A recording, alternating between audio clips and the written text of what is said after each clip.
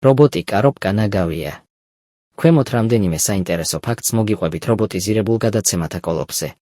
პირველი, რობოტი კაროპკა იგივეა, რაც მექანიკური, უბრალოდ ცეპლენის პედალი არ გვაქვს. მეორე, სიჩქარის გადართვის დროს, რაც ბავშვობაში მამამ პანჩურები დაგვაკლო, კაროპკა თავის თავზე აიღებს. ან საერთოდ დაავიწყდება, რომ სიჩქარე უნდა შეცვალოს. მესამე, ცეპლენის სწრაფი ცვეთა. მეოთხე, ელექტრო-ჰიდრავლიკური ამძრავების სწრაფი ცვეთა. აქტუატორის ცვეთა. პოტენტიომეტრების შეცდომები. ჰიდროპომპის წნევის დაცემა.